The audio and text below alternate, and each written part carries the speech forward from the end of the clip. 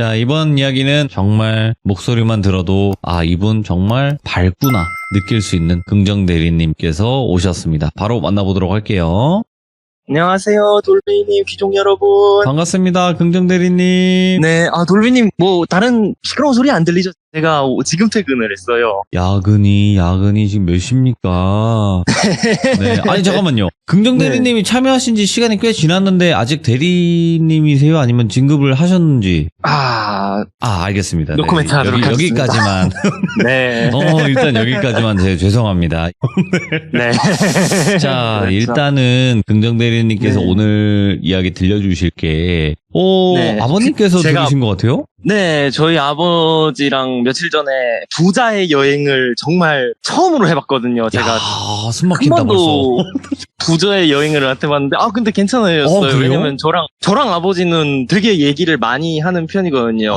그나마 다행이네. 네, 오. 아버지가 되게 그래갖고 이번에 아버지 고향을 갔다가 들은 얘기를 가져왔는데 그냥 바로 시작을 해도 될까? 알겠습니다. 그럼 바로 출발을 해보도록 하겠습니다. 렛츠가!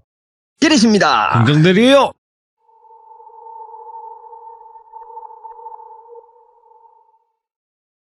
일단 이 이야기는 지금으로부터 50년 전으로 거슬러 올라가도록 하겠습니다. 상당히 오래된 이야기고 저희 아버지가 초등학생 때 있었던 일인데 저희 아버지께서는 초등학교 때 반장을 하셨었대요. 그래서 반장 일을 하면서 어느 날 초등학교 4, 5학년쯤에 학교에 전학생이 한 명이 왔대요. 이 전학생 이름이 철규라는 친구였어요. 근데 철규가 지금으로 말하면 약간 좀 모자른 친구였대요. 한쪽 다리를 절고 있었대요. 먼저 이야기하기에 앞서서 약간 그런 친구긴 한데 그래도 그 당시 시대가 좀 시대라서 좀 따돌림을 당했었나 봐요. 네. 근데 아버지께서 반장이시다 보니까 되게 잘 챙겨주시고 아버지가 휘어잡으셨대요. 저희 아버지가 약간 저랑은 달리 굉장히 좀 파워풀하시거든요. 근데 이 철규한테는 특이한 점이 두 가지가 있었대요. 첫 번째, 철규가 평소에는 힘든 괴롭힘을 해도 에이 그러지 마 하는데 책상에 앉아 있는데 둘러싸면은 사람이 변했대요. 소리를 지르고 난리를 폈대요. 책상에 자기가 앉아 있는데 애들이 이렇게 둘러싸서 야 철규 바보야 이러면은 애가 눈이 돌아갔대요. 예. 그리고 두 번째는 철규가 아까 말했지만 좀 어디가 모자란 친구였잖아요. 네. 아주 가끔씩 정상으로 돌아왔대요. 그래서 이 친구 이상한 아버지가 했는데 어느 날 아버지랑 이렇게 그때는 바닷가 초등학교다 보니까 수업 끝나고 물놀이 가고 막 그런 거를 아버지가 많이 했다고 하시더라고요. 네. 근데 거기서 그 서해안 바다 쪽인데 거기서 조개를 캐는 일을 아버지랑 했나 봐요. 친구들끼리 모여서. 근데 조개를 캐다 갑자기 철규가 갑자기 정상으로 돌아왔대요. 어눌한 말을 하다가.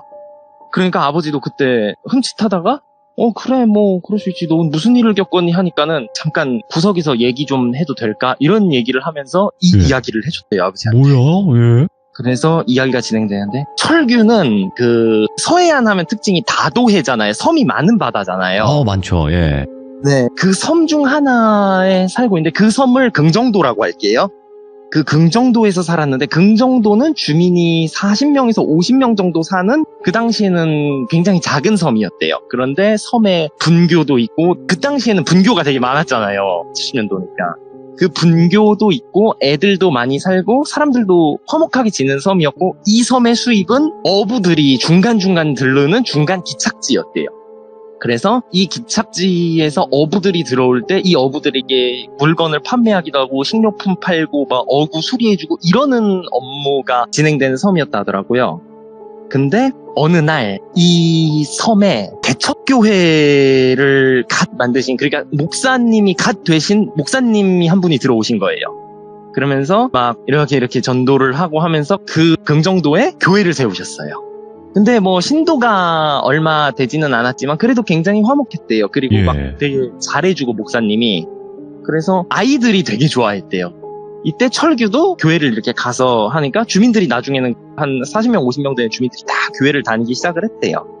그래서 되게 화목한 생활을 보냈는데 이 목사님이 독특한 거를 하나 하셨는데 성경 공부라 해서 가끔씩 아이들이 오면은 아이들에게 글을 가르쳐주고 분교에서 봉사하듯이 성경 필사를 시켰는데 이때 이 목사님이 가르쳤던 게 원고지 쓰는 법이었대요. 옛날에 논술할 때도 원고지를 썼거든요. 근데 옛날엔 그거를 굉장히 중시했다 하더라고요. 아버지도 원고지 중요하다 해서. 그래서 원고지에 성경의 몇 장 몇 절을 막 이렇게 필사를 시키고 그걸 애들이 잘하면 당시에는 귀한 막 빵, 크림빵, 그 보름달빵 이런 걸 막 줬다 하더라고요. 근데 이렇게 하면서 철규랑 덕수 그리고 민호 이렇게 세 친구가 굉장히 친하게 지냈대요. 네. 그런데 이 긍정도는 그렇게 발전을 많이 하지 못했어요. 그래서 섬의 산 부분은 굉장히 좀 낙후가 돼 있고 해안가에만 마을이 생긴 그런 작은 섬이었거든요. 근데 어느 날 그 목사님이랑 밤에 이렇게 성경을 하다가 되게 늦게 덕수가 가게 됐대요.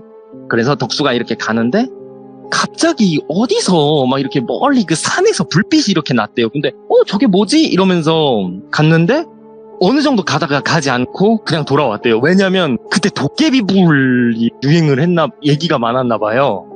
그래서 그 산에 도깨비 나온다고 막 해서 소문을 다 낸 거예요. 덕수가 산에 도깨비 나타난다고. 그런데 애들이 초등학생들이 그 당시엔 또 초등학생들이 겁도 없었대요. 아버지 말로는. 그러니까 철규랑 덕수랑 민호가 거기로 간 거예요. 밤에. 그리고 그 셋이 진짜 도깨비 나타나냐고. 그런데 갔는데 도깨비가 안 나타나더래요. 산 중턱까지 올라가네 그날 밤에. 그러니까 아씨 뭔 도깨비야 도깨비 없네 하면서 덕수만 남고 민호랑 철규는 내려왔대요. 그리고 다음날 덕수가 학교를 안 나왔대요. 그리고 점심시간쯤 됐을 때 선생님이 갑자기 헐레벌떡 나가고 온 마을 남자분들이 깜짝 놀라서 보건소 좀 가야겠다고 선생님 이러면서 가보니까 덕수가 거품을 물고 기절을 한 채로 산에서 발견이 됐대요. 다행히 큰 타박상이랑 찰과상만 입었지 그렇게 크게 다치진 않았대요. 그래서 무슨 일이냐 하니까는 덕수가 나 도깨비 봤다고 진짜 도깨비를 봤대요. 그러니까 아이 뭔 도깨비야 도깨비는 이러면서 하는데 도깨비를 봤다고 해서 어떻게 생겼는데 하면서 철규가 물어봤대요 덕수한테. 그러니까 자기가 산 중턱까지 걸어갔는데 아무것도 안 보이네 푸시럭 푸시럭 이런 소리가 막 났대요. 그래서 아 뭐야라고 하는데 진짜 자기 눈앞에 한 8걸음 앞에 그 산길을 어떤 사람의 형체를 까만색이 툭툭툭 하면서 지나갔대요. 그런데 하나가 지나서 깜짝 놀라서 그 자리에 주저앉았잖아요. 그 뒤에 둘이 더 도망갔대요. 툭툭툭 하면서 지나갔대요 눈앞에. 그러니까 그 자리에서 하다가 그대로 정신을 잃었대요. 그래갖고 나 진짜 도깨비 봤다고 하니까 야 그래도 운 좋은 줄 알아 도깨비가 너 얼굴 안 가져가서 다행이야 이러니까 돌비님 옛날에 그 혹시 몽달 귀신 그 달걀 귀신이라고 얼굴 가져가는 이야기 아시죠? 아 알죠. 네 그거를 당했다 안 당했다 하는데 근데 도망가다가 오줌 쌌다고 좀 많이 놀려먹긴 했대요 친구들이. 그러면서 주일날 와서 도깨비를 봤다니까 목사님이 아유 막 기도를 하고 도깨비 없다고 저 산에 그러면서 막 이런저런 얘기를 하고 다시 또 성경 필사를 시켰다 하더라고요. 그리고 그 뒤로 목사님이 어느 날 70년 되면 귀족분들 중에 좀 연세 많으신 귀족분들은 아실 거예요. 새마을운동이라는 게 있어요. 새 아침이 밝았네 뭐 이런 노래가 있었다고 아버지가 얘기하시더라고요. 근데 이 섬도 긍정도도 그 새마을운동 막 그런 걸 한다 해서 그 지붕을 다 슬레이트로 바꾸고 새 마을을 알립시다 하면서 우리 동네의 우리 섬 이 긍정도의 모습이랑 사진 찍고 뭐가 있는지 이런 거를 목사님이 다 막 이렇게 가져와서 알리겠다고 신문처럼 이렇게 올리겠다 해서 막 사진을 찍어오라면서 그 당시에 그 귀한 카메라를 4개인가를 주시더래요. 동네 사람들한테. 근데 와 막 사람들 신기하잖아요. 그때 카메라가 엄청 귀했다고 하더라고요 아버지 말로는. 그래서 그걸로 이렇게 사진을 찍고 하면서 와 여기에 이런 게 있습니다 하고 막 우리 마을엔 이런 게 좋아요 이러면서 하는데 계속해서 도깨비의 그런 모습은 사라지면서 다시 평화로운 마을이 됐는데 어느 날 민호가 도깨비를 진짜로 봤냐고 덕수랑 싸운 거예요. 그러다가 민호가 내가 가서 도깨비를 흔적을 찾아보겠다 하면서 일요일에 교회를 안 가고 산을 올라갔대요. 그리고 민호가 그날 저녁까지 안 돌아오더래요. 그래서 얜 또 어디 갔어 막 이러면서 사람들이 하고 있는데 밤 8시 반에 민호가 내려오더래요. 근데 온몸이 수풀숲해지고 막 그러는 상태로 왔는데 애가 신기한 거는 무서움이 없대요 얼굴에. 미소를 띠고 있대요 오히려. 그러면서 엄마한테 또 회초리로 엄청나게 맞고 막 아버지한테도 두들겨 맞았고 그 당시는 그게 일상이었으니까 그런데도 민호가 막 잘못했습니다 하면서도 혼나면서도 약간의 좀 행복한 그런 거를 있었다고 하더라고요. 그러면서 다음날 초등학교가 끝나고 갑자기 철규랑 덕수한테 민호가 와서 야 우리 읍내 한번 가보자 이런 말을 하더래요. 그러니까 아니 야 읍내 갈 돈이 어딨어 이러는데 민호가 야 나 도깨비산에서 그땐 그 산을 도깨비산이라 했대요. 그 셋이서 신 봤다라는 얘기를 하는 거예요. 그러니까 야 뭐야 산삼 찾았어? 거기 뭐 산삼 있어? 그러니까 야야 이거 봐 하면서 그 당시에 가방에 책보를 갖고 있었대요. 되게 가난한 집이라서. 그래서 책보를 딱 열어보면서 뭔가를 보여주는데 지푸라기 같은 망태기라고 하잖아요. 흔히 작은 망태기. 그 망태기를 보여주는 거니까 아우 야 냄새 이런 걸 어디서 주웠어? 그러니까 야 도깨비가 선물 줬어 이러는 거예요. 그래서 그 망태기를 보고 아 뭔데 하면서 탁 열어봤는데 놀비님 귀족 여러분 70년도에요. 예? 70년도에 망태기를 열었는데 망태기 안에서 30만 원이 나왔어요. 그 당시 500원짜리가 지폐였던 시절이었는데 30만 원이 나왔대요. 야, 그거 얼마야 지금으로 따지면? 지금으로 따지면 거의 몇백만 원급의 엄청난 어마어마한 돈이었대요. 예. 천만 원 막 이런 거 아니야? 예. 네, 그래서 그거를 민호가 갖고 읍내로 가서 부족한 거를 집안에 있는 거랑만 해서 친구들이랑 해서 그 어부 아저씨 타고 가서 막 엄청나게 사왔대요. 그런데 그런 걸 또 돈을 막 쓰면 안 되니까 너 이 돈 어디서 났어 이럴 것 같아서 조금 쏘고 몰래 집에다가 숨겨놨대요. 예. 그런데 이번에 철규가 이상하다고 산에 저렇게 돈이 있으면 안 되는데 돈이 생긴 거잖아요 산에. 예. 그리고 이 사람들이 그렇게 부자가 아니에요. 그 긍정도에 사는 사람들은. 그래서 너무 불안한데 하는데 민호가 며칠 뒤에 행방불명이 됐대요. 그리고 민호가 사흘 나흘 뒤에 해변가에서 문체로 발견이 됐어요. 근데 실족사처럼 그렇게 헛디뎌서 쓰러진 절벽 같은 데 막 오르다가 그러니까 돌면 그거 있잖아요. 어떤 그 귀중품 혹은 그런 거를 얻으면은 또 있을 것 같다고 해서 막 거기 올라가잖아요. 아, 예. 그래서 그걸 타다가 절벽에서 떨어져서 사망했다 이런 얘기 나서 물론 엄청나게 슬프고 부모님도 막 난리가 난 거죠. 그런데 덕수가 야 근데 민호 부모님 그거 모르시지 않냐, 그 돈 얘기해야 되지 않을까. 그러니까 그렇지 민호 거니까 민호가 얻은 거니까 해갖고 민호 부모님이 잠깐 그 민호 고향 거기로 무트로 보냈을 때 민호네 집을 이런 짓 하면 안 되는데, 그리고 그때는 보안도 막 이렇게 번호키 있던 게 아니라 열쇠도 그렇게 좋지가 않았대요. 그 시대는 몰래 들어가서 민호 방을 싹 뒤졌대요. 민호가 둘만한 곳을. 그런데 망태기가 없더래요. 이때부터 이 섬에 무슨 이상한 일이 생기고 있다 약간 이런 생각이 막 드는 거래요 철규가. 그리고 그때부터 철규가 계속 그 산을 이렇게 봤는데 산은 특이하게 이상한 게 없었대요. 그리고 맨날 성경 공부하면서 이렇게 원고지에다 성경 필사하고, 그런데 그 민호가 세상을 떠났을 때 목사님이랑 그런 분들도 막 기도를 되게 해주시고 되게 슬퍼하셨거든요. 근데 어느 날 너무 횡하니까, 교회 다니시는 분들 아실 거예요. 너무 힘들고 쓸쓸할 때 밤에 교회를 찾아가면 기도를 하고 목사님이 들어주시고 같이 기도를 해요. 그때 막 은혜를 입었다 해서 울고 막 그러거든요. 그래서 철규랑 덕수가 거기를 갔는데 목사님이 안 계시더래요. 그래서 목사님 어디 계시지? 이러는데 교회 뒤쪽에 보면 목사님이 사는 작은 집이 있었대요. 그래서 그 집을 이렇게 봤는데 집 불은 켜져 있는데 문이 살짝 열려 있더래요. 그래서 그냥 끼익 하고 문을 이렇게 슬쩍 보니까 그 순간에 철규랑 덕수가 심장마비 걸리는 줄 알았대요. 목사님 책상 위에 그 망태기가 있더래요. 그래서 이거 뭐야? 이거 왜 여기 있어? 이러는데 목사님이 특이했던 거는 그 목사님의 방이 굉장히 독특했대요. 네. 학생들이 썼던 원고지들 있잖아요. 그게 퍼져 있었는데 그때 덕수가 유독 야, 저 원고지 안을 막 이렇게 뒤졌대요. 덕수가 눈이 되게 좋고 그런 촉이 좋았다 하더라고요. 유독 이상한 원고지가 하나 있어 딱 봤갖고 야 철규야 이거 봐 하면서 이렇게 원고지를 딱 봤는데 그 원고지가 똑같은 원고지예요. 규격이. 근데 구멍이 뚫려 있었대요 원고지에. 그래서 이거 뭐지 하는데 밖에서 소리가 나니까 이러면서 따다다다다 하면서 바로 도망 나왔대요. 그러니까 목사님한테 딱 걸렸는데 목사님이 남의 집 이렇게 들어가면 안 되죠. 예수님이 이런 걸 좋아하실까요? 이러니까 아닙니다 죄송합니다 이러면서 목사님이랑 막 이런 얘기했다. 왜 오셨어요? 목사님이 이래서 저희가 그 친구가 민호가 그렇게 세상을 떠난 게 너무 슬퍼서 기도하러 왔습니다. 그러니까 기도를 들어주시겠대요. 그래서 거기서 기도를 이렇게 하고 좀 후련한 마음에 나가게 됐대요. 그리고 죽음은 슬픔은 뒤로 하고 며칠쯤 지나니까 슬픔이 다 사라지고 다시 평범한 일상을 이렇게 보내게 됐대요. 그런데 그때 물론 철규는 계속 의심스러웠대요. 왜냐면 너무 이상하잖아요. 특히 목사님 그 망택이 어마어마한 돈이 들어있는 그 망택이 이 사람 너무 의심스러워서 그때부터 목사님에 대한 의심을 떨쳐낼 수가 없었대요. 그래서 이렇게 목사님을 미행을 했대요. 나쁘게 말하면은 밤마다. 그런데도 목사님이 그렇게 특이한 상황은 없었대요. 한 가지 특이점은 어느 날부턴가 목사님이 되게 신기한 건데 어부들도 그 예배에 참여해서 잠깐 예배 보고 가시라고 간식 같은 거 주겠다 이러시면서 그때 그래서 목사님과 예배를 이렇게 보면서 어부들이 저는 성경 예를 들면 욥기 몇 장 몇 절이 좋습니다 혹은 저는 뭐 사도행전 몇 장 몇 절이 좋습니다 이런 얘기를 하는 어부들이 꼭 한 명씩 있었대요. 그래서 목사님이 좋은 말씀 드셨고 정말 좋은 성경 글귀입니다 그러면서 학생들 성경 공부할 때 그거를 오늘 공부를 해야겠군요 하면서 그 성경 몇 장 몇 절에 대한 얘기, 창세기 몇 장 몇 절 이 얘기를 하면서 꼭 필사를 시켰대요, 원고지에. 네.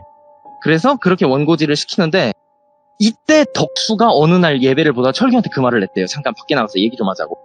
한번 그리고 그런 무서운 경험을 하니까 계속 의심이 들잖아요, 목사님에 대한. 근데 철규가 덕수에게 들었던 말 중에 제일 놀란 말이 그거였대요. 뭐냐면 야, 목사님 어디서 저렇게 돈이 많이 나오는 걸까?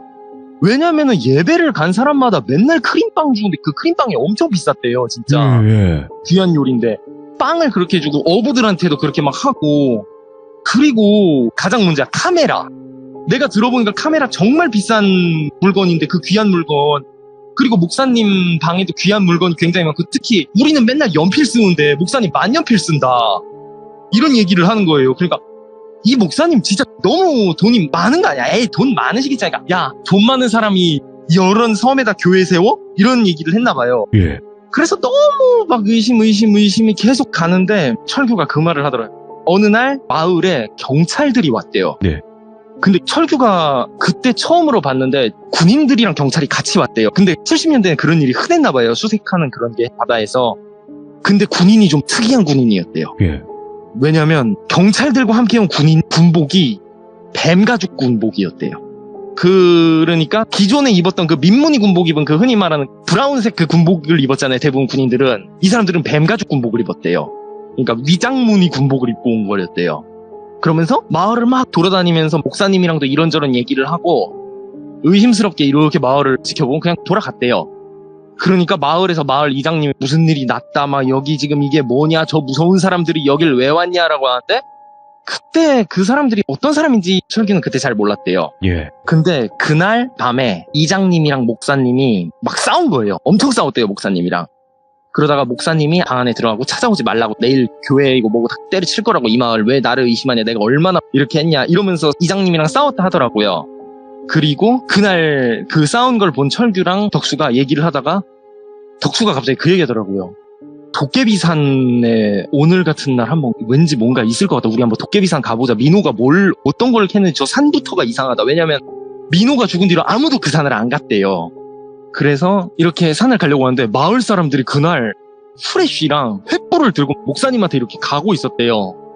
그러니까 뭐예요? 하니까 저 목사가 이상한 사람이라고 저 사이비라고 제가 온 거부터 이상한 일이 계속 벌어졌다 이러면서 그러면서 목사님한테 이렇게 막 사람들이 갔나 봐요. 그래서 목사님 나와보세요 이러는데 방에 불은 켜져 있는데 문이 잠겨 있더래요. 목사님 나와보세요 라고 하는데 갑자기 이장님이 조용하더니만 잠깐만 이러면서 귀를 이렇게 대니까 이런 소리가 막 났대요. 그래서 뭐야 문 열어 하면서 사람들이 망치로 문을 쪼개서 탁 들어갔거든요. 목사님이 거품을 물고 쓰러져서 죽어가고 있었대요.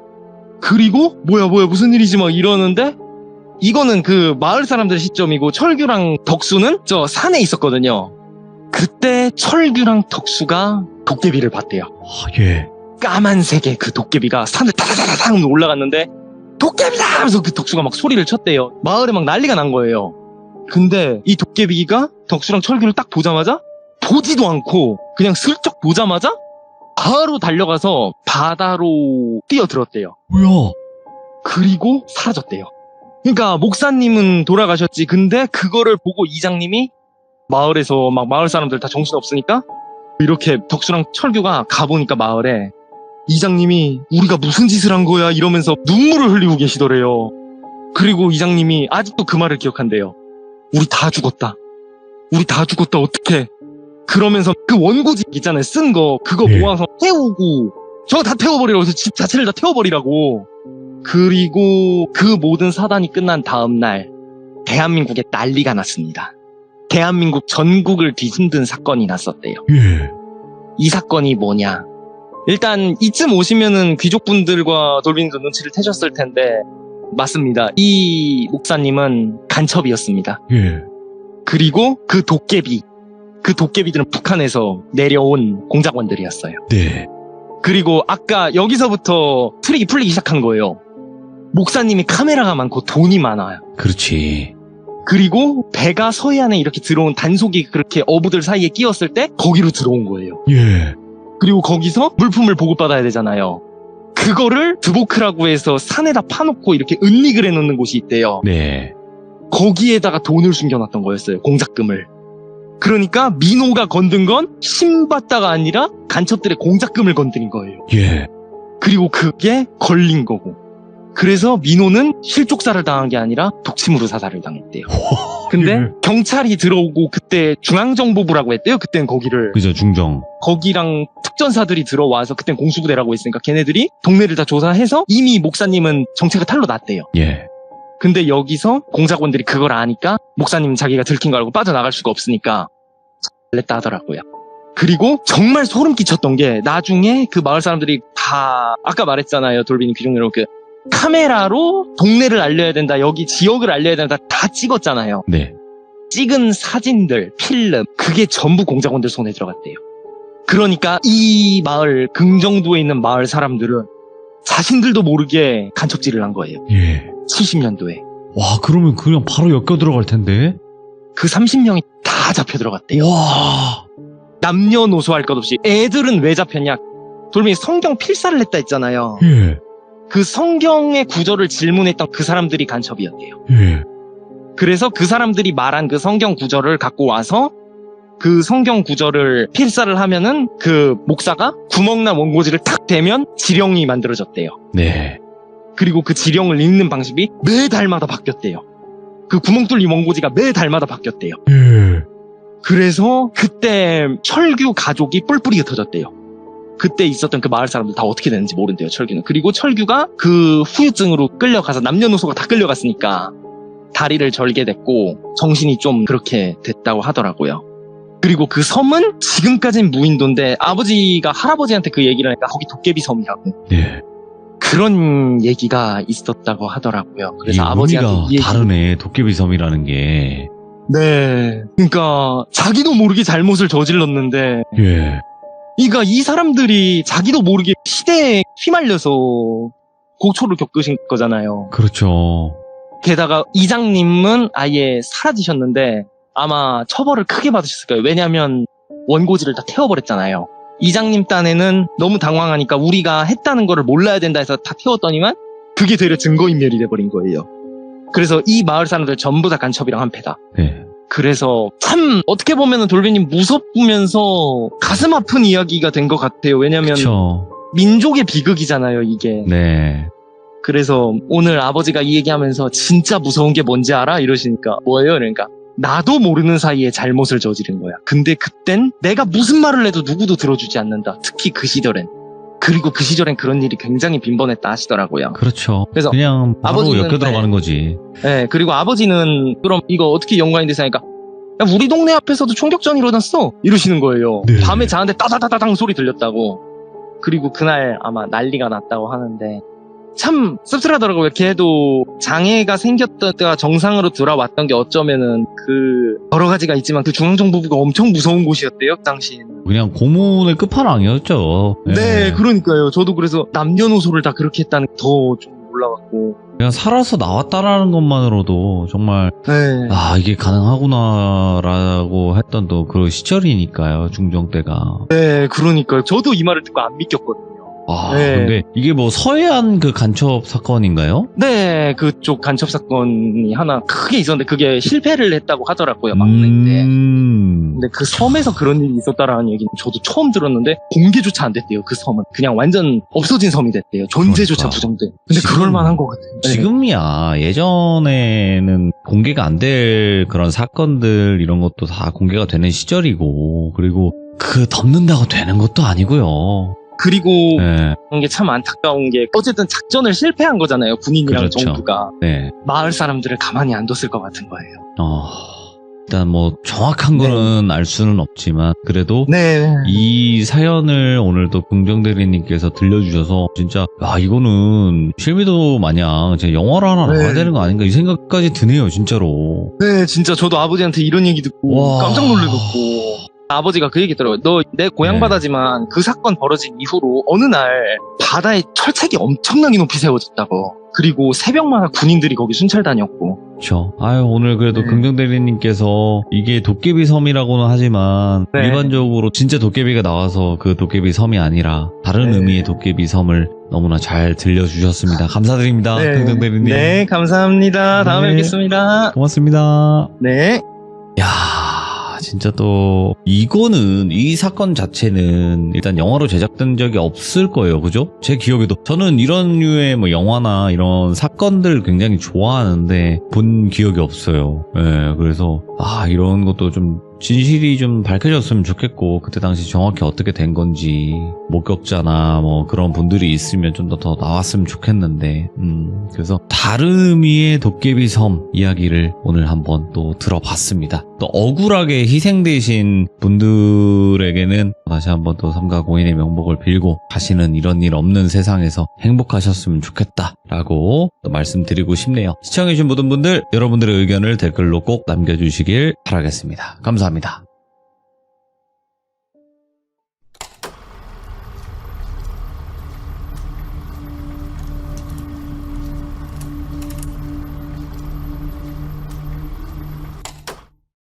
자, 여러분들 반갑습니다. 이번 이야기는 시청자 긍정대리님께서 오랜만에 찾아와 주셨습니다. 긍정대리님은 저희 시참자분들 중에서 굉장히 긍정적이신 분으로 또 여러 가지 무서운 이야기들을 많이 들려주셨었는데 오늘 이야기 어떤 이야기일지 같이 한번 들어보도록 하겠습니다. 안녕하세요. 오랜만입니다. 네, 돌리님 기종 여러분 반갑습니다. 정말 오랜만에 뵙네요. 잘 지내셨나요? 네, 진짜 참 저도 잘 지냈습니다. 네. 항상 목소리를 들으면 기분이가 이렇게 또 좋아지는 거 보니까 긍정적인 에너지로 찾아와 주셨네요, 오늘도. 네, 아주 기쁜 일이 있어갖고요. 무슨 일인지 혹시 물어봐도 될까요? 귀종 여러분, 돌리님 네. 정말 기쁜 소식입니다. 제가 드디어 아파트가 생겼습니다. 자가? 네. 와, 이 시대에.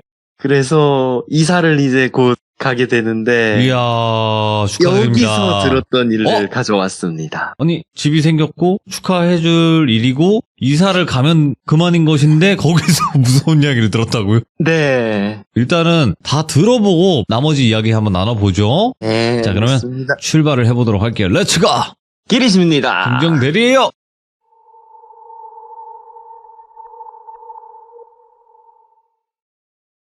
제가 나이도 나이고 어느 정도 이제 집에 대해서 알게 되다 보니까 부동산에 관심이 되게 많아져갖고 아무래도 그런 걸 많이 돌아다니게 되거든요. 그래서 이번에 집이 이렇게 새로 생기다 보니까 부동산 이렇게 모임이 있어서 거기서 이렇게 얘기를 여러분들에게 조언도 받고 이랬거든요. 그러다가 집이 생기고 이사를 하다 보니까 아파트의 매물에 대해서 알게 됐는데 그곳에서 가명으로 민정이 누나라는 나이 많으신 분, 누나라고는 하지만 좀 나이가 많으시거든요. 그래서 그분과 이렇게 얘기를 하게 됐어요. 그래서 이런저런 얘기하다가 집에 막 예를 들면 전세, 월세 하고 어떤 집에 들어가야 되고 심지어 이분은 경매까지 해보신 분이더라고요. 그래서 부동산 경매 막 해서 이런저런 얘기를 듣다가 그냥 농담으로 그랬어요. 근데 진짜 무서운 일 생겨서 집값 떨어지고 그러냐고 하니까 그런 거는 무서운 거, 막 귀신 나오면 오히려 집값 떨어졌다고 좋아서 들어가지. 그러면서 나가, 내 집이야, 역으로 그러면 돼. 전세금 냈어? 이러면은 나간다고 이러시는데, 딱 하나, 굉장히 무서운 일을 겪으셨던 게 있으셨대요. 그래서, 진짜요? 누나 뭐예요? 이러니까 그거 얘기를 해주시는데, 귀족분들이랑 돌비님은 혹시 이런 집 아실까 모르겠는데, 그 오래된 아파트들은 재건축이라는 걸 하잖아요. 그쵸? 네, 그래서 그 재건축을 이렇게 준비를 하는 아파트들이 있대요. 그래서 확정이 나면은 언제 진행을 하겠습니다라고 재건축이 확정된 아파트들은 집주인들은 다 나가고 다른 집으로 재건축하면 다시 들어오고 이런 식으로 진행을 한대요. 그쵸? 그런데 이때 재건축을 기다리는 기간 동안 전세를 싸게 주는 경우가 있대요. 예? 왜냐면은 이건 쌀 수밖에 없는 게 일단 재건축이 확정돼서 시작이 된 다음에 무조건 방을 나가야 되니까요. 그래서 이 민정이 누나가 약간 좀 돈이 없었을 때, 가난하기보다는 좀 자본금이 많이 없었을 때 우연치 않게 부동산에서 이걸 봤대요. 여긴 아파트인데 전세금이 되게 싸네요. 이러니까 거기는 재건축 확정된 데라서 비싸지 않고 대신에 여기는 조심하라고, 이런 데는 개인적으로 추천하진 않는다, 이러신 거예요, 그 부동산 사장님. 그래서 왜요? 이러니까 만약에 이사를 갔는데 전세를 해서 계약을 채웠는데 계약 다 채우기도 전에 나가야 될 수 있다. 왜냐면 재개발 시작되면 그거 다 허물어야 되니까. 그러니까 그래요? 알겠습니다 하면서 이렇게 나가면서, 그래도 혹시 모르니까 그 집 주소만 알려주세요, 제가 한번 보고 갈게요. 이러니까 둘이 같이 보고 갔대요. 근데 집도 그렇게 썩 좋지는 않았대요. 내부도? 네, 내부도 썩 그렇게 좋진 않고, 아파트가 오래되다 보니까 막 물도 새고 막 약간 그런 느낌이 좀 보였대요. 그런데 도저히 원룸은 싫은 거예요, 이 누나가. 그러니까 여기를 가고 싶다 하면서 이렇게 그래도 좀 도박성이 짙으니까, 내가 들어갔다가 몇 달 뒤에 갑자기 재건축하면은 나가야 되니까. 그래서 이런저런 걱정을 하면서 거기를 쉽게 잊지 못하고 계속 왔다 갔다를 했대요. 그런데 며칠 정도 뒤에 가보니까 그 아파트에 현수막 같은 거 걸리는 거 아시나요, 다들? 예? 현수막에 재건축 반대한다라는 현수막이 걸린 거예요. 그러니까 협상이 어긋난 거죠. 보상 어긋난 거죠. 그래서 그것 때문에 이거다, 난 이걸로 간다, 여기 간다. 왜냐면 이 현수막이 붙은 이상 이 재건축은 몇 년 동안 지속이 안 될 거래요. 네.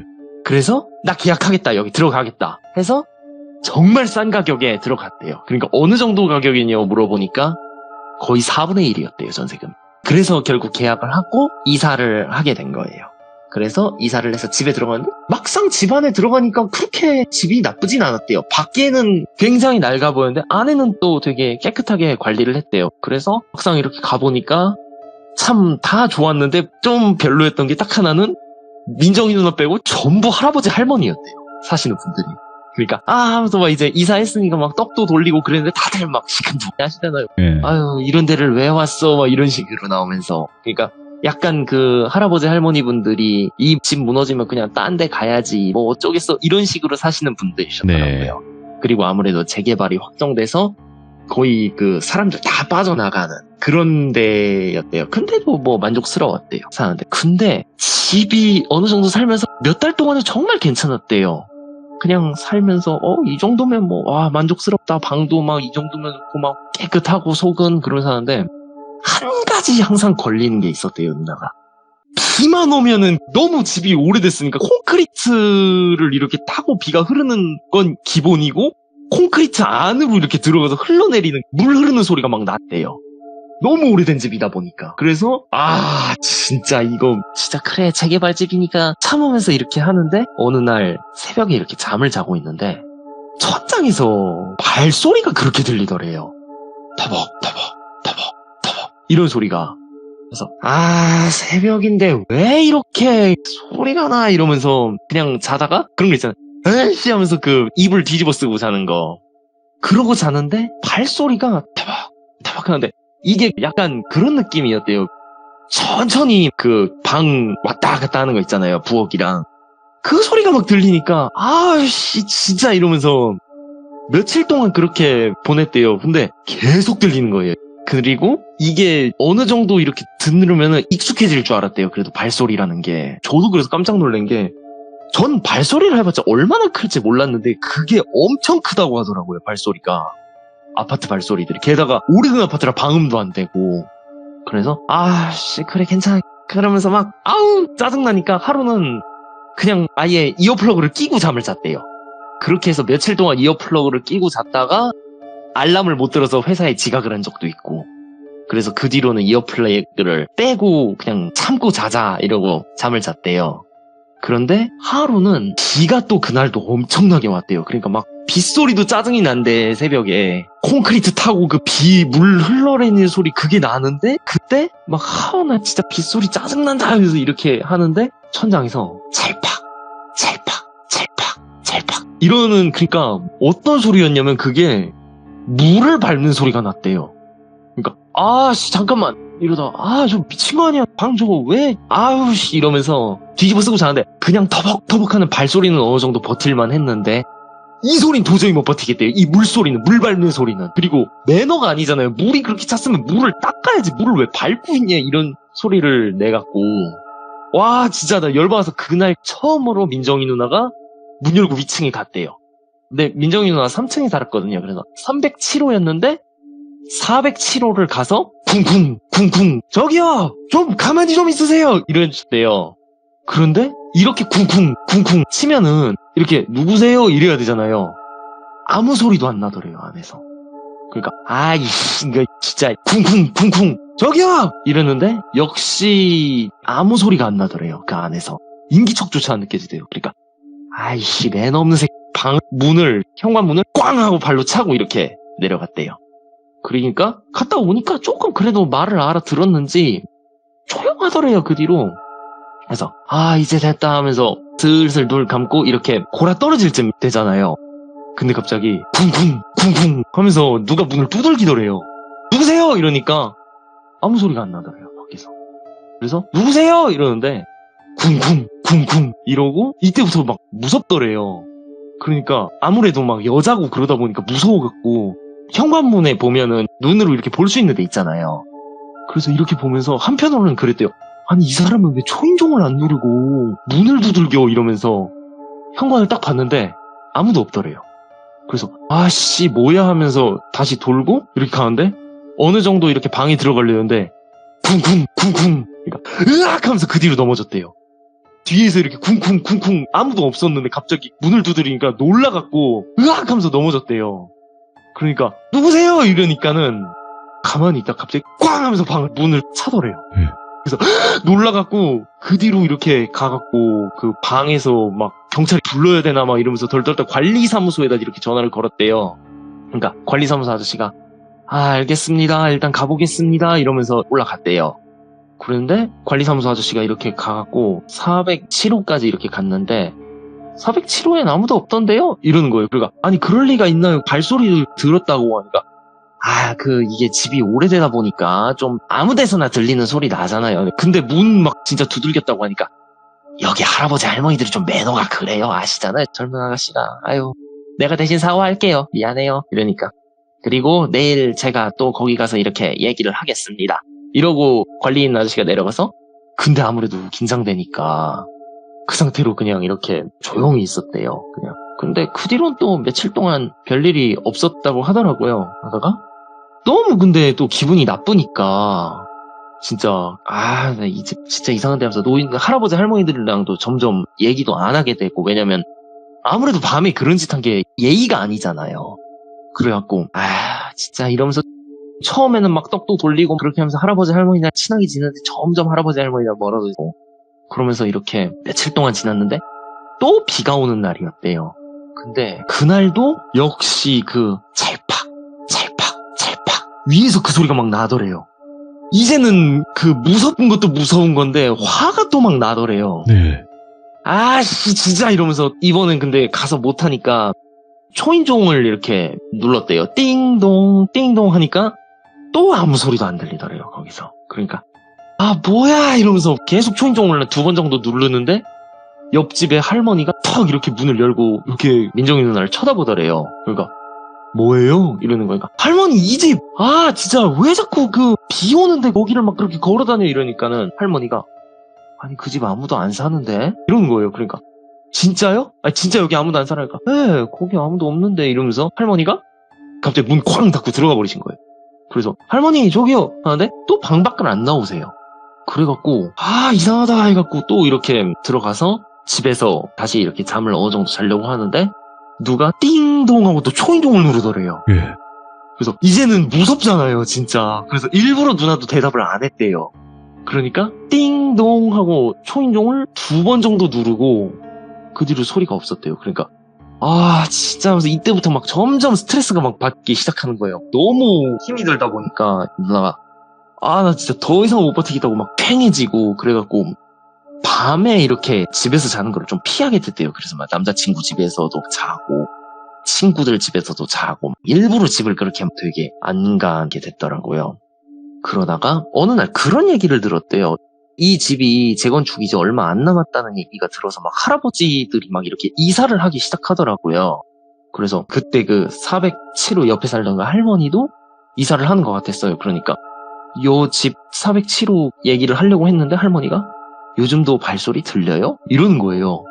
발소리요? 잠깐만 그걸 어떻게 하세요? 이런 거예요 역으로. 그러니까 아니 이 집이 유독 그래 소리가 좀 나도 막 들었거든 이런 식으로 얘기를 하시고 그러면 어떻게 된 거예요? 그러니까 나야 모르지. 근데 내가 발소리라는 걸 왜 알았냐면은 아랫집 사는 사람들이 그 얘기를 많이 했거든. 그래갖고 이런저런 할머니랑 얘기를 했는데 다 실없는 소리였대요. 그냥 소리가 났다 하고 막 사람들 나갔다 그리고 층간소음 문제였다 막 이러고 애들도 없는데 왜 그럴까 이러면서 그냥 이렇게 지나쳐갔대요. 그러면서 비 오는 날만 피하게 되고 그러다가 하루는 비가 너무 왔는데 남자친구도 없고 그리고 어디 묵을 것도 없어서 진짜 어쩔 수 없다라고 하면서 그날 그냥 어쩔 수 없이 집에서 자게 됐대요. 그리고 아니나 다를까 하필이면 그날은 천둥번개 치는 엄청나게 비 많이 내리는 그럴 때였어요.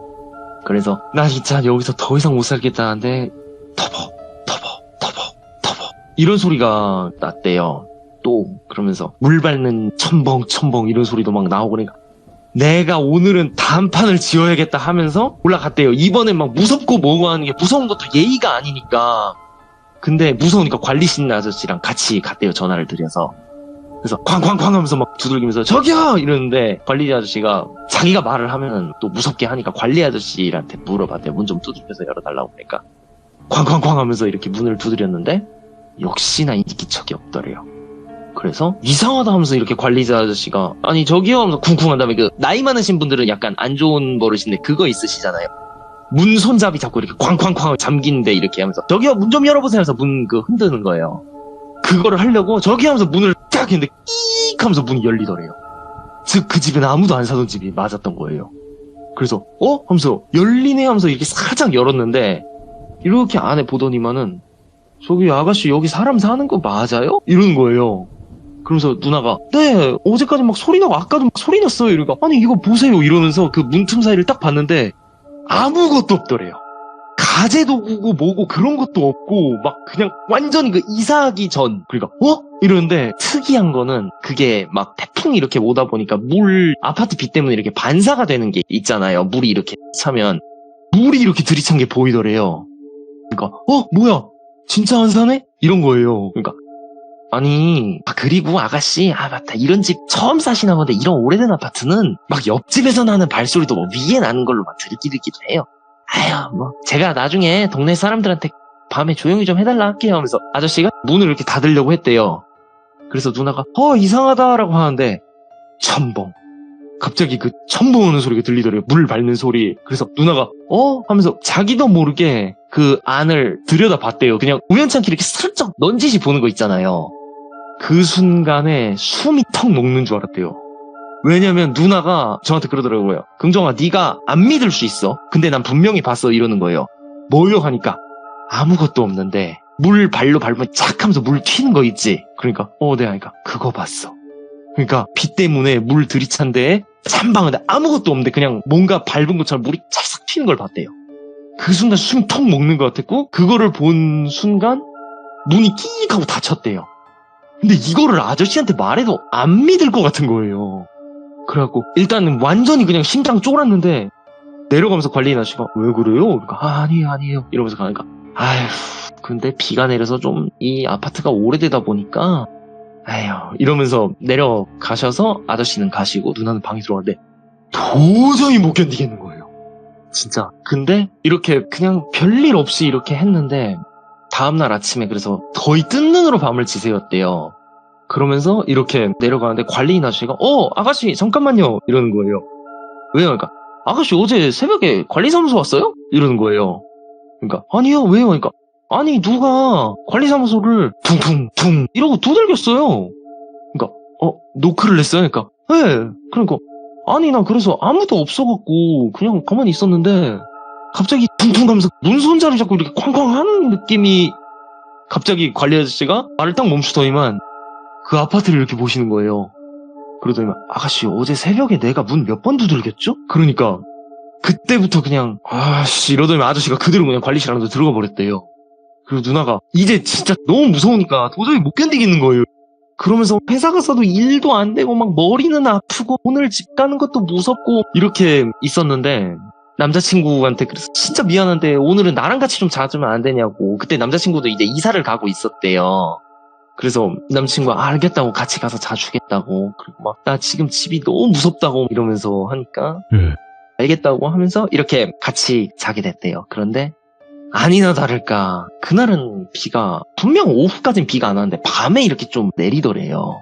그래서 남자친구랑 이렇게 가는데 둘이서 손잡고 무서우니까 누나가 이렇게 남자친구 손을 잡고 이렇게 가만히 잤는데 남자친구가 자다가 아이씨 이러는 거예요. 그래서 왜 하니까 미친 뭐야 이러면서 우리 미친 거 아니야 이 시간에 왜 이렇게 걸어다녀 이러는 거예요. 그러니까 왜 이러는 야 민정아 그 위에 물 안 닦아? 이러는 거예요. 그러니까 안 그래도 자기가 그것 때문에 무서웠다고. 이상하다고 저 집. 근데 저 집 아무도 안 산다고 그러니까 뭔 소리야 하면서 올라가 보자 이런 거예요. 그래서 결국은 남자친구랑 둘이 올라간 거예요. 그래서 남자친구가 쿵쿵쿵 두들겨 아저씨 문 좀 열어봐요. 아저씨인지 아줌마인지 모르겠는데 문 좀 열어봐요. 쿵쿵쿵 이런 거예요. 그러니까 그만해 이 집 아무도 안 살아 이러면서 아니 아무도 안 사는 게 말이 돼 이러면서 쿵쿵쿵 두들기고 문 이렇게 절컹절컹 하려고 하니까 진짜 하지 말라고. 그러니까 아이씨 이러면서 아저씨 조용히 있어요 뭐 하는 거야 이러면서 둘이 이렇게 넘어가려고 했대요. 그런데 그때 어느 정도 돌아서 이렇게 몇 걸음 가려고 하는데 갑자기 찰팍 이 소리가 막 나더래요. 그러면 둘이 놀라고 뒤를 딱 돌아봤대요. 그러니까 찰팍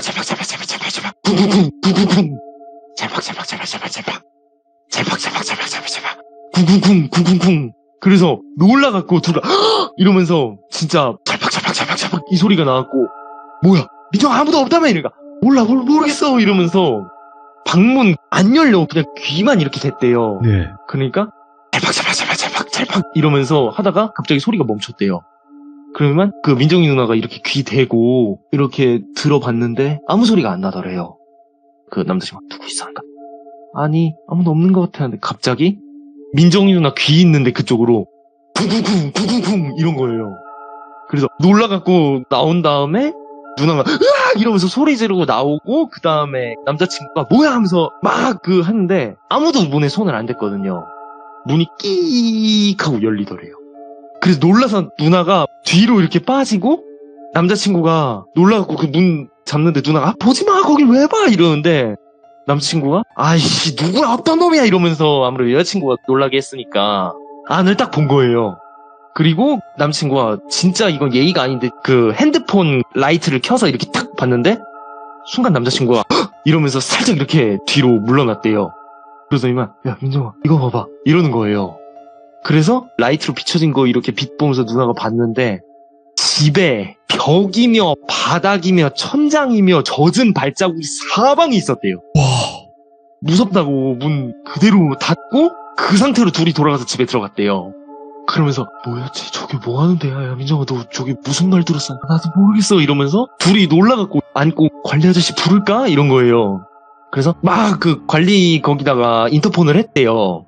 그래서 관리 아저씨 이러니까 네 이런 거예요. 그러니까 저희 그 윗집 거기 막 이상해서 그러는데 거기 사람 안 사는 거 아니에요? 그러니까 거기요? 알겠습니다. 제가 한번 가볼게요. 이러는 거예요. 인터폰이 그리고 툭 끊겼대요. 그리고 얼마 뒤에 둘이 어느 정도 발소리도 안 나고 그러니까 잠이 이렇게 솔솔 다시 들더래요. 그러면서 이렇게 잠이 어느 정도 들어가는데 철퍽 또 그 물 밟는 소리가 나더래요.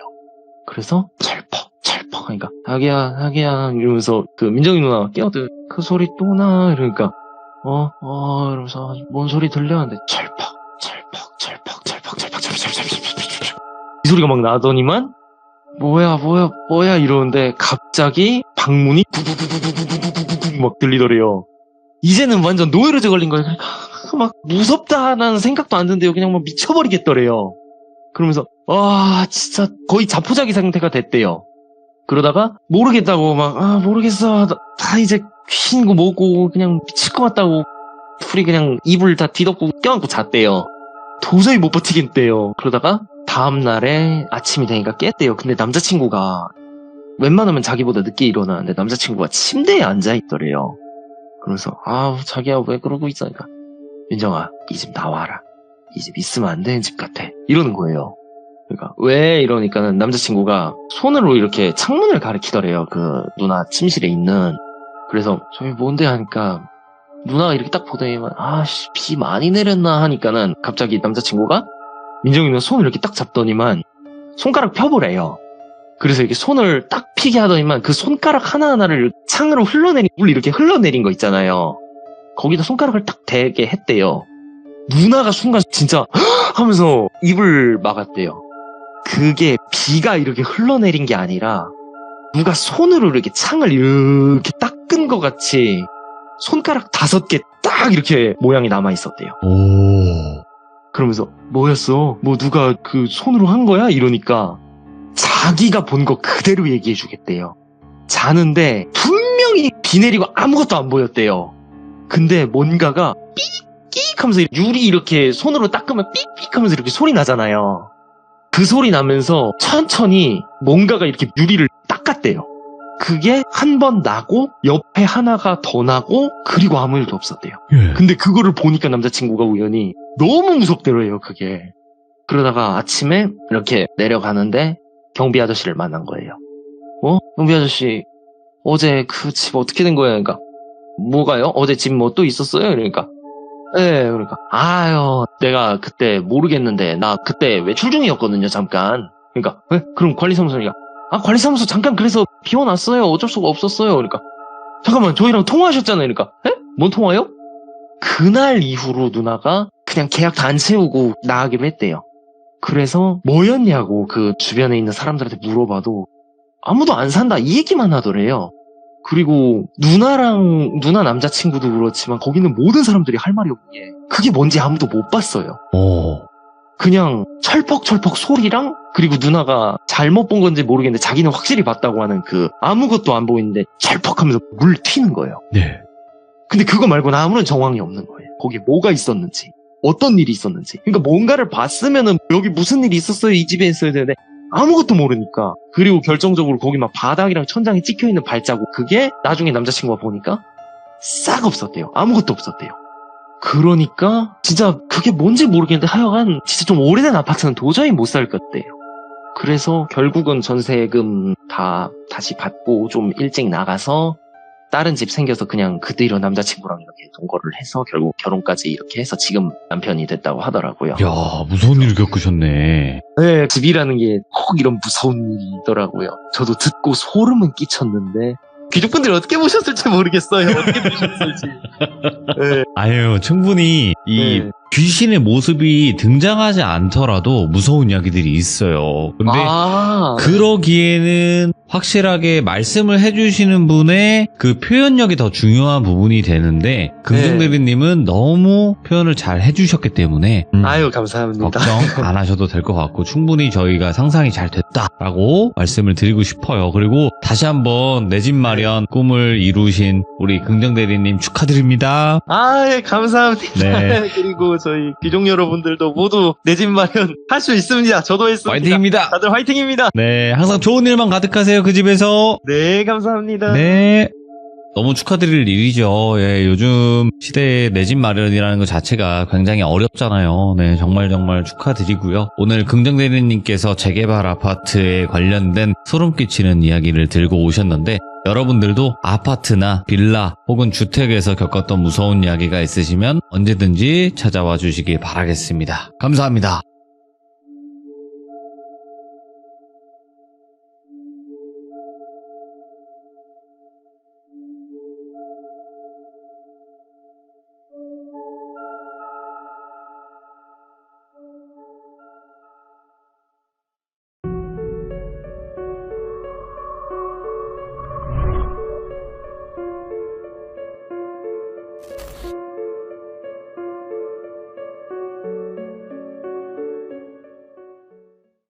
자, 이번 이야기는 시청자 김폭스님께서 이야기를 들려주실 겁니다. 오늘은 지인분이 겪은 또 직업괴담이 될 것 같아요. 왜냐면 폭스님은 말씀을 정말 잘하시지만 또 지인분의 이야기를 전달받아서 이야기를 해주시는 그 과정 속도 정말 잘해주시거든요. 그래서 오늘의 직업괴담은 어떤 직업괴담이 될지 같이 한번 들어보도록 하겠습니다. 예, 여보세요? 폭스님 안녕하세요. 예, 안녕하십니까? 네, 반갑습니다. 네, 반갑습니다. 네. 오늘 김폭스님께서 또 이렇게 찾아와 주셨는데 오늘 해주실 이야기가 직업괴담이라고 저에게 말씀은 하셨어요. 예, 맞습니다. 어떤 직업이 될까요? 이건 이야기를 시작하면서 자연스럽게 이야기 드리도록 하겠습니다. 알겠습니다. 네, 그럼 바로 출발을 해보도록 할게요. 렛츠고! 길이십니다. 김폭스예요.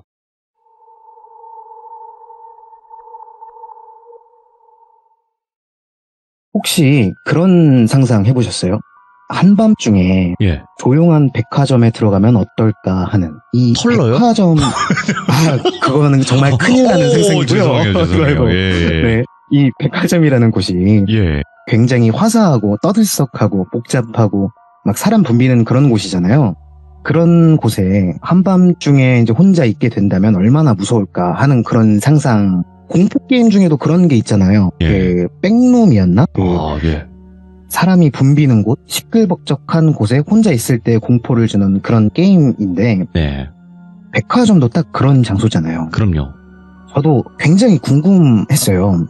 늦은 밤 백화점 안은 어떨까? 근데 또 백화점은 비싼 것들이 많이 있다 보니까 보안이 되게 철저하잖아요. 한밤중에 이제 백화점 안에 돌아다녀 본 사람이 또 얼마나 있겠어요. 그래서 이게 뭔가 베일에 쌓인 느낌이라서 알 수가 없으니까 더 궁금해했던 것 같아요. 근데 저는 이 사연의 주인공 덕분에 이 호기심을 해결할 수 있었어요. 혹시라도 저와 이 비슷한 호기심을 지닌 분들을 위해서 오늘 이 친구의 이야기를 들려드리도록 하겠습니다. 사랑합니다. 저도 사랑합니다. 친구 중에 이거를 좀 병이라고 해야 할까요? 워커홀릭에 빠진 친구가 있어요. 이 친구를 똘비라고 지칭을 할게요. 똘비는 어렸을 때부터 이제 명확하게 난 무언가가 될 거야 라고 하기보다는 난 이것도 하고 싶고 저것도 하고 싶어 라고 얘기를 하던 놈이에요. 근데 이제 친구들 사이에서는 불꽃 같은 새끼라고 불렀어요.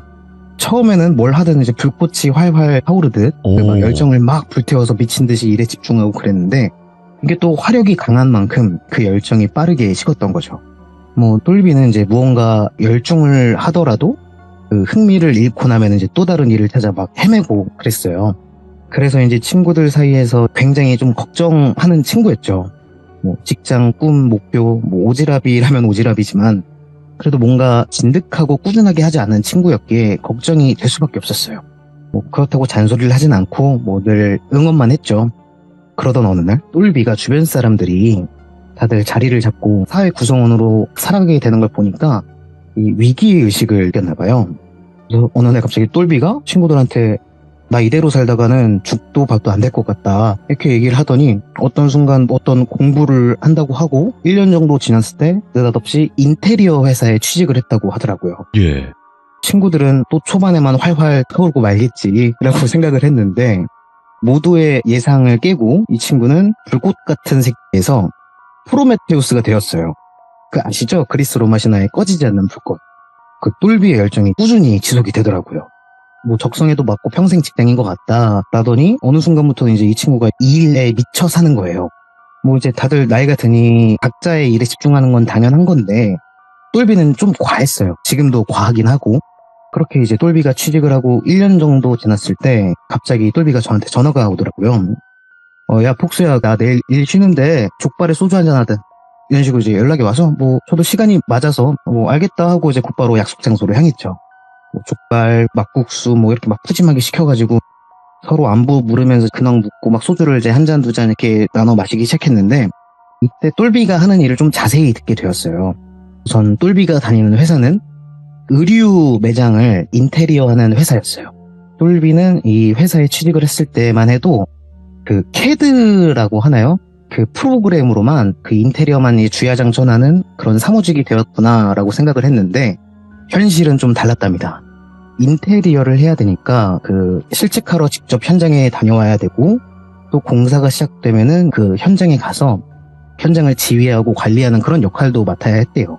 건물을 짓는 공사가 아니라 이미 지어진 건물 안에, 그러니까 백화점이나 뭐 지하상가, 복합상가 이런 곳에서 네. 의류 매장들 있잖아요. 네. 그런 곳들을 인테리어를 해주는 그런 업체더라고요. 그래서 막 얘기를 듣다가 제가 물어봤는데, 야, 똘비야, 백화점 같은 곳에 뭔가 막 천으로 매장 하나를 통째로 가려놓은 거 본 적 있는데, 그게 그 인테리어 공사 그거야? 이렇게 물어보니까, 똘비가, 그거 보이지 않게 천으로 가려만 놓은 거야. 원래는 그 신축이나 영업이 시작되지 않은 그런 백화점은 모르겠지만, 보통 영업을 하고 있는 백화점은 그런 거 가려놓는다. 제가 본 게 장기 공사하는 거였고, 원래는 영업시간이 끝난 이후에만 들어가서 공사를 진행할 수가 있는 거래요. 그래서 그거를 입점 공사라고 부르는데, 공사를 8시에 들어가서 시작을 해서 공사 사이즈마다 다르지만 웬만하면 다음날 영업이 시작하기 전에 그 공사를 끝낸다고 하더라고요. 예. 그래서 똘비도 주로 자기가 나가는 거는 하루만 하고 나오는 그 입점 공사를 하는데, 그래서 제가 그 얘기를 듣다가 야, 그러면 똘비 너 백화점 안에서 밤을 새는 거야? 이렇게 물으니까 고개를 끄덕이더라고요, 당연하듯이. 이때 제 호기심이 발동을 한 겁니다. 예. 야, 똘비야, 한밤중에 그 백화점에 있으면 무섭지 않냐? 막 불도 다 꺼져 있을 거고 막 으스스할 것 같은데? 이렇게 물어보니까 똘비가 이제 웃으면서, 야, 아니야. 야, 네가 생각하는 것보다 무섭지 않아. 들어보니까 백화점에서는 이 마감 이후에 영업시간에는 할 수 없었던 것들을 몰아서 한다고 하더라고요.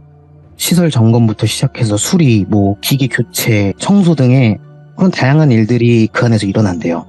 보안 직원분들이 굉장히 많으신데 뭐 15분, 10분 텀으로 계속 순찰 다니시고, 물론 이 건물 안 분위기가 좀 밤이 깊어질수록 좀 으스스해지기는 한데, 똘비는 이제 공사하러 가서 딱히 무서울 게 없었대요.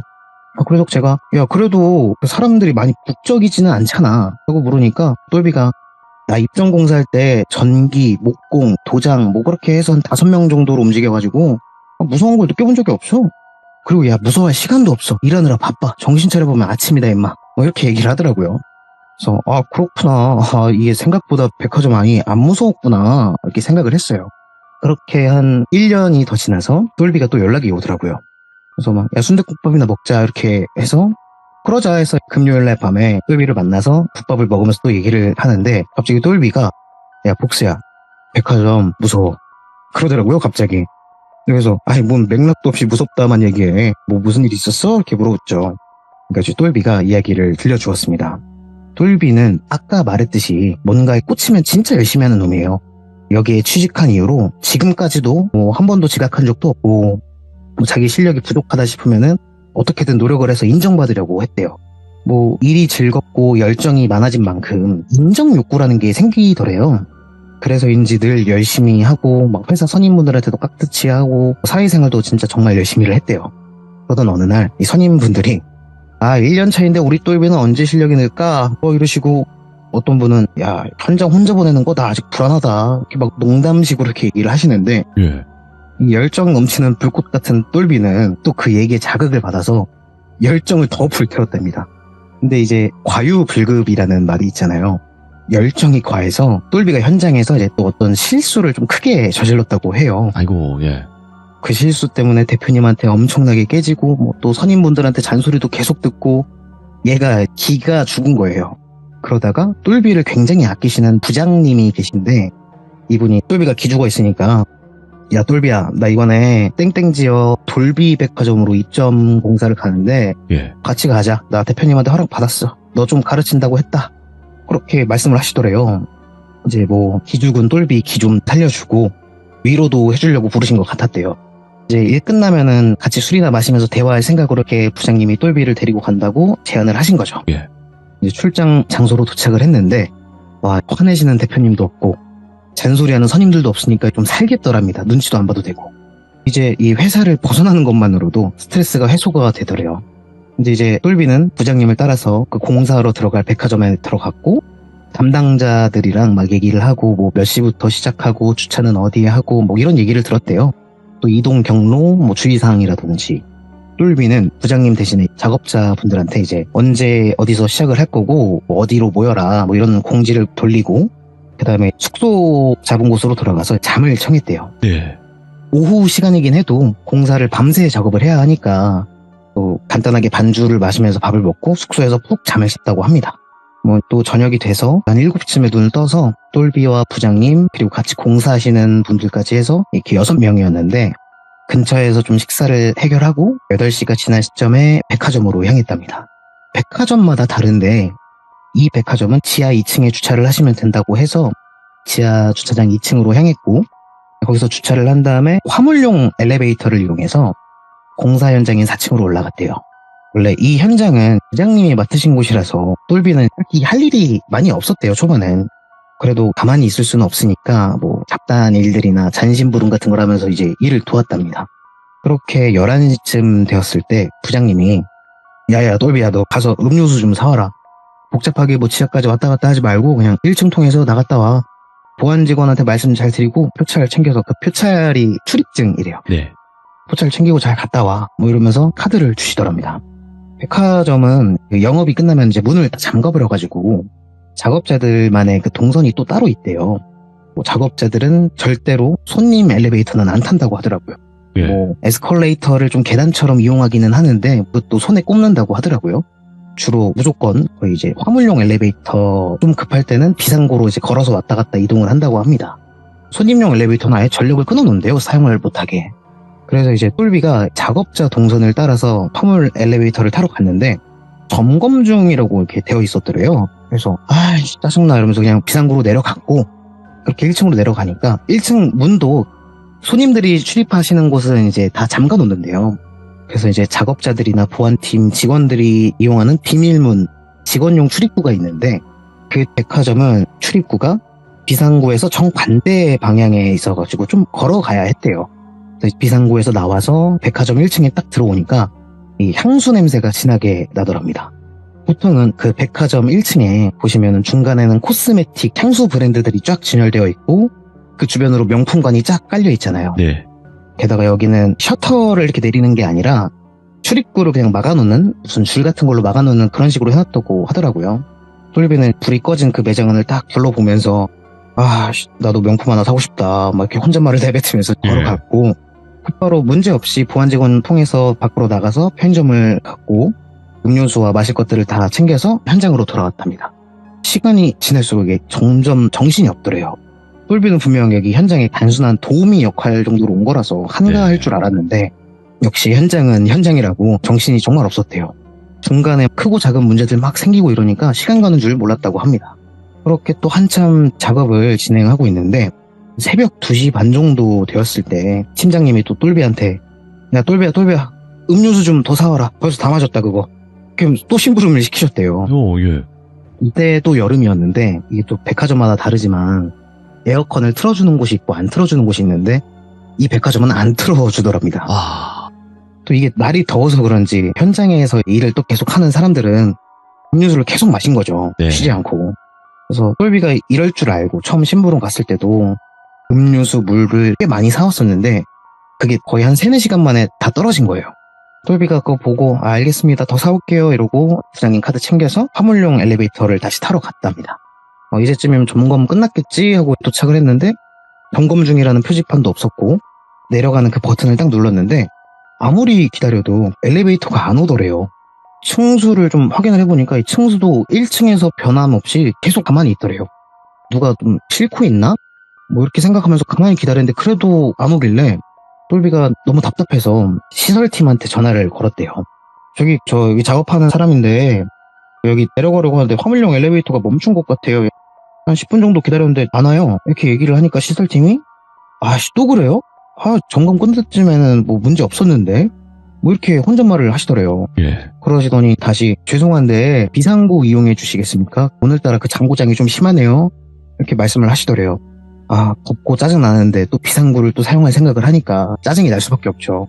그래서 혹시 그 다른 화물용 엘리베이터들도 똑같은 상태입니까? 이렇게 물으니까 예, 그 아까 전부터 계속 고장이 나갖고 계속 못 쓰고 수리 중이었어요. 지금 계신 곳에 있는 그 엘리베이터 아니면 아마 오늘은 사용하시기 힘들 겁니다. 빠르게 고칠게요. 죄송합니다. 양해 부탁드립니다. 뭐 이러면서 끊으시더래요. 이게 시설팀 잘못이라고 또 할 수도 없고 기계 결함이니까 어쩔 수 없다 하면서 비상구 안으로 들어갔대요. 비상구 안은 좀 굉장히 밝았대요. 불을 쭉 켜두어가지고 편안하게 쭉쭉 내려가기 시작을 했답니다. 그러다가 똘비가 뭔가 이상함을 느끼고 층수를 확인해 봤는데 뭐야 왜 아직 3층이야? 분명 계단을 쭉쭉 걸어 내려왔는데 이쯤이면 1층이겠구나 싶어서 확인해 본 건데 1층은커녕 인테리어 팀이 공사 중인 4층 바로 아래 3층이더랍니다. 똘비가 나 피곤해서 착각했나 보다. 여기 3층이 아니라 1층이겠지 하면서 이제 부상구 문을 열려고 손잡이를 잡았는데 문이 안 열리더래요. 잠겨 있었대요. 뭐야, 비상구가 왜 잠겨 있어? 그래서 똘비가 당황을 해가지고 문을 쾅쾅쾅 두드리면서 문 좀 열어주세요. 여기 문 잠겼어요. 이렇게 막 외치는데 아무런 대답이 들리지 않았대요. 분명 보안팀이 순찰을 돌고 있으면 이 새벽 2시 30분 이 고요한 백화점 안에 철문 쾅쾅 두드리는 소리가 울려 퍼질 텐데 근데 아무도 달려오거나 이런 말소리나 이런 것도 전혀 들리지 않았대요. 그래서 똘비가 뭐야 이러면서 한층 더 내려가 봐야겠다 해서 또 계단을 내려가고 그 아래층으로 내려갔는데 또 3층이었고 비상구문을 또 열어봤는데 역시나 잠겨 있었대요. 그래서 와, 내가 미친 건가? 이제 똘비가 헛웃음을 치면서 다시 또 계단을 내려가 봤대요. 근데 아무리 내려가도 층수는 3층을 가리키고 있고 똘비는 그래서 내가 꿈을 꾸나? 내가 정신을 잃었나? 뭐지? 처음엔 이렇게 막 현실을 부정했는데 점점 아무리 내려가도 층수가 변하지 않고 이러니까 무서워지더랍니다. 뭔가 여기에 영원히 갇힐 것 같은 막 그런 공포감도 막 생기고요. 그렇다고 가만히 있을 수가 없더래요. 그래서 이번에 똘비는 속도를 좀 더 높여서 빠르게 계단을 내려갔대요.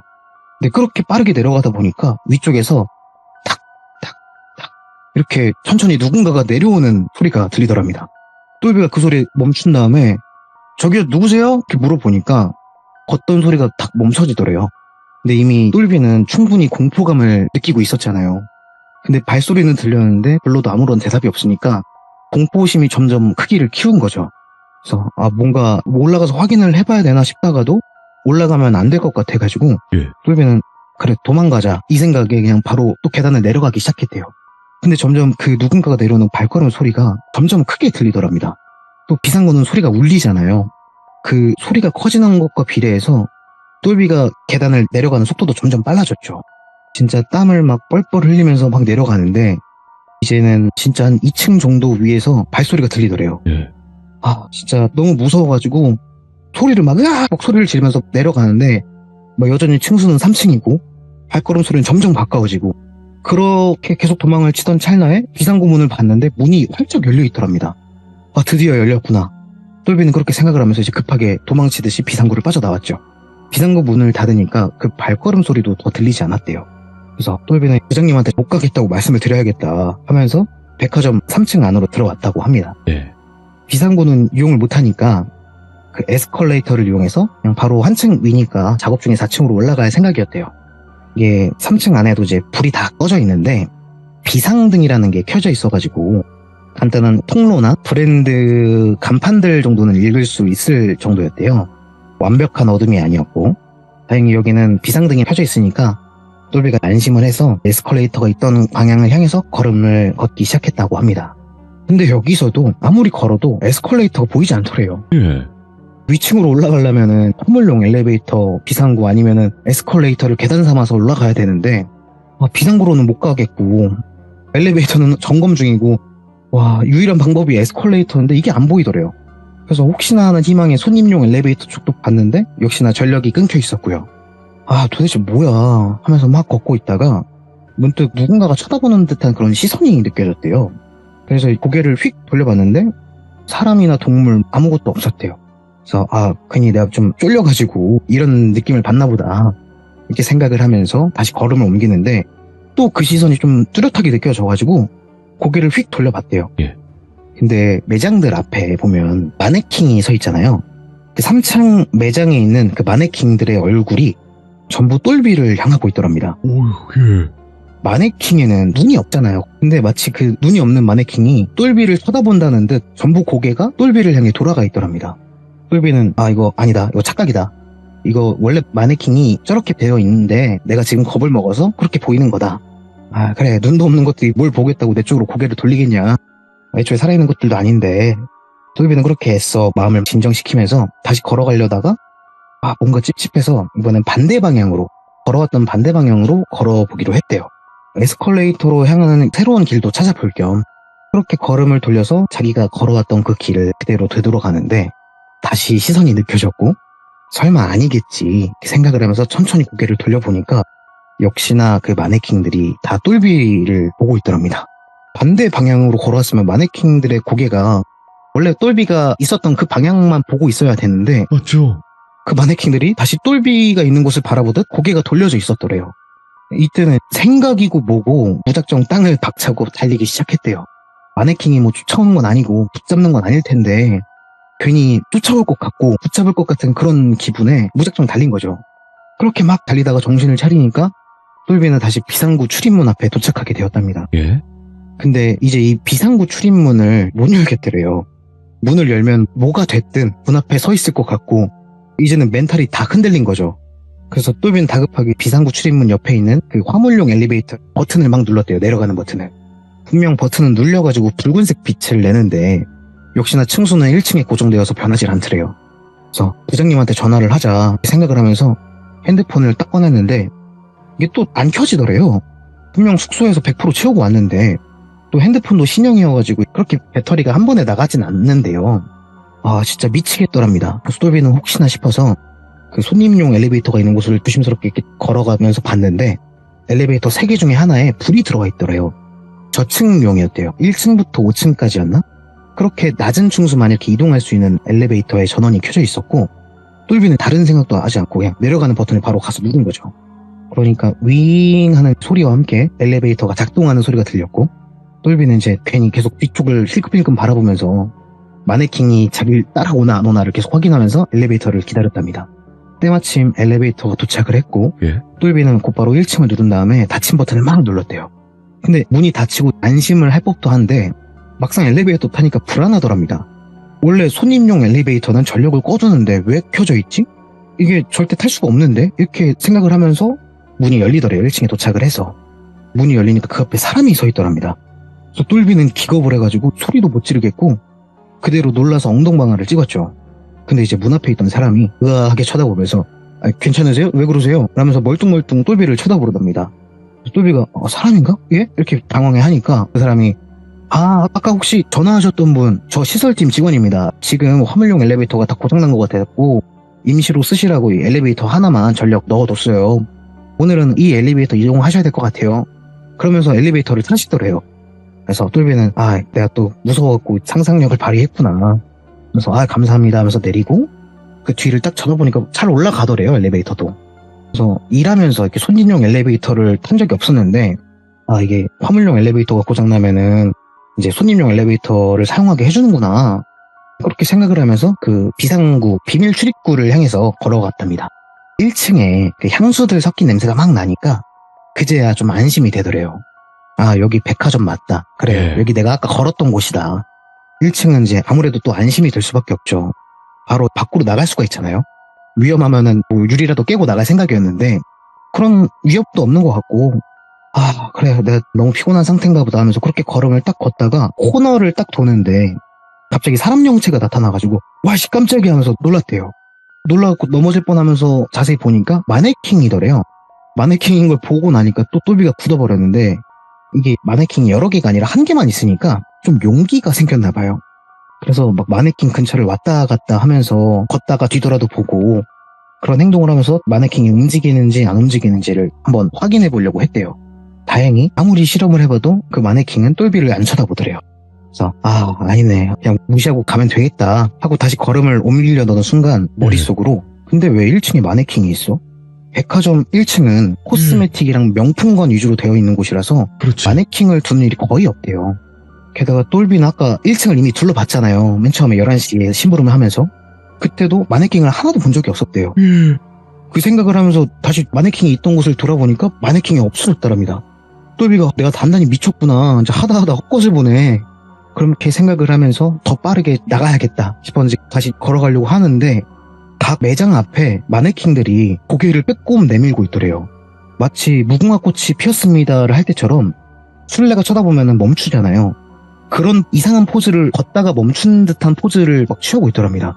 시선은 역시나 똘비를 알아보고 있고요. 예. 똘비가 겁에 질려가지고 출입구고 보고 그냥 달리기 시작했답니다. 다시. 근데 이제 매장들을 지나갈 때마다 마네킹들의 고개가 똘비가 가는 방향을 향해 움직였대요. 점점. 똘비는 진짜 안 되겠다 살려주세요 이러면서 막 도망을 가는데 또 정신을 차려보니까 비상구 앞에서 멈춰있더래요. 집에 가자. 일단 숙소로 돌아가자. 그렇게 생각하면서 비상구를 열려고 하는데 또 이것도 못 열잖아요. 근데 고개를 돌려보니까 화물용 엘리베이터가 3층으로 가 있더래요. 고쳤구나. 이거 작동이 되나 싶어서 버튼을 누르니까 엘리베이터가 움직이더래요. 고쳤구나. 이러면서 계속 또 옆에 눈치를 보면서 막 기다리고 있는데 엘리베이터가 도착을 했고 똘비는 바로 엘리베이터를 타서 지하 2층을 눌렀답니다. 처음에 엘리베이터 탈 때는 그 건품장이 있는 지하 1층으로 가려고 했는데 거기는 24시간 사람이 있대요. 보안팀 직원들이나 건품장에서 일하시는 분들이 계시니까 사람 많은 곳에 가면 괜찮겠지 싶었는데 아무리 생각을 해도 여기 이 건물 안에 있고 싶지가 않더랍니다. 그래서 일단 차를 타고 밖으로 나가서 부장님한테 어떻게든 연락을 드려보자 이러면서 차가 있는 지하 2층을 향한 거죠. 그러니까 이제 지하 2층 문이 열리고 똘비는 빠른 걸음으로 차가 주차된 곳을 향해 걸었대요. 예. 다행히 또 시야가 트여 있잖아요. 다른 건물 매장들도 없으니까. 그러니까 좀 안심이 되더랍니다. 똘비는 이제 그 스마트 키를 사용을 하는데 그 스마트 키는 가지고 있는 상태로 차문을 잡으면 문이 열리잖아요. 그렇죠. 똘비가 이제 자기 차 앞에 도착해서 운전석 문을 열려고 문을 딱 붙잡았는데 다행히 열리더랍니다. 근데 똘비는 차에 탈 수가 없었대요. 운전석에 마네킹이 앉아있고 역시나 고개를 돌려서 똘비를 향하고 있었대요. 똘비는 너무 당황스러워서 2걸음 정도 물러섰다가 도망가려고 그냥 주차장 찾기를 이용해서 1층으로 뛰어 올라가자 이 생각하면서 몸을 돌렸는데 그대로 이제 뇌정지 상태가 되어버렸대요. 그 넓은 백화점 주차장에 마네킹들이 잔뜩 채우고 있더랍니다. 전부 기괴한 포징을 한 자세로 고개는 마치 눈이 달렸다는 듯 똘비를 향하고 있었고요. 압도된다고 하죠. 와, 뭐야 이거. 그 넓은 지하 주차장을 빈틈없이 가득 채운 마네킹을 보니까 똘비는 정말 사고가 정지가 됐대요.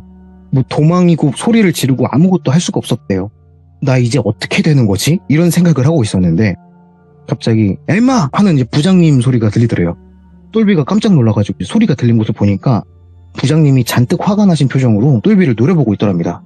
근데 이상한 게 분명 똘비는 지하 주차장까지 내려갔었잖아요. 근데 주변 풍경이 그 4층 화물용 엘리베이터 앞에 풍경이었대요. 뭐야 내가 왜 여기에 있지? 이렇게 생각하면서 부장님을 보니까 부장님이 야 이 새끼야 내가 음료수 사오라고 한 지 1시간이나 지났는데 너 여기서 뭐해? 너 농땡이 치고 있었냐? 똘비 내가 너 챙겨주려고 일부러 여기까지 데려와갖고 막 술도 사주고 했는데 와 진짜 배신감 드네. 너 이런 애 아니었잖아. 진짜 실망이야 똘비야. 뭐 이렇게 쏘아붙이시더래요. 예. 이 순간에도 똘비는 이게 꿈인지 현실인지 정신을 차릴 수가 없더래요. 그러고 있으니까 부장님이 이상함을 느꼈는지 야야 똘비 너 왜 그래? 너 뭔 일 있어? 아니 내가 몇 번을 불렀는데도 넉넉히 엘리베이터 몇 층이지 막 쳐다만 보고 있고 말이야. 부장님 말로는 똘비가 화물용 엘리베이터 앞에 서서 그 엘리베이터 문 위에 몇 층인지 층수 나오는 그 표시판 있잖아요. 그걸 풀린 눈으로 계속 바라보고 가만히 있었대요. 근데 똘비는 분명 많은 일을 겪었잖아요. 그것도 생생하게. 근데 이 이야기를 지금 말하면은 믿어주지도 않을 것 같고 농땡이 치다가 걸려갖고 변명하는 놈으로 볼 것만 같고 그래서 그냥 아닙니다 괜찮습니다 죄송합니다 이 3가지 말만 계속 반복해서 대답을 했대요. 그러니까 이제 부장님이 이상함을 느껴서 야 똘비야 너 여기서 뭐 했어? 이렇게 또 물어보더랍니다 부드럽게. 그래서 똘비가 그게 이 엘리베이터가 고장났다고 해서 이런 말을 했다니까 부장님이 엘리베이터 버튼을 바로 눌러봤대요. 예. 그러니까 곧바로 문이 열리더랍니다. 그러니까 부장님이 야 고장 안 났잖아 너 변명하는 거지. 그러니까 똘비가 억울해가지고 아닙니다 이거 진짜 고장 났었어요. 제가 그 시설팀이랑 전화도 했고 시설팀도 만나갖고 저 손님용 엘리베이터 타고 막 그랬다. 그러니까 야 변명하지 말고 일단 너 진짜 어디 아픈 거 아니야? 표정이 왜 그래? 이렇게 막 물어보더랍니다. 똘비가 이제 억울함을 풀려고 우선 핸드폰을 보니까 핸드폰이 켜지더래요. 분명히 꺼졌었는데. 그래서 이거를 일단은 이게 중요한 게 아니다 생각하면서 통화 목록을 눌렀는데 시설팀이랑 연락한 흔적 자체가 없대요.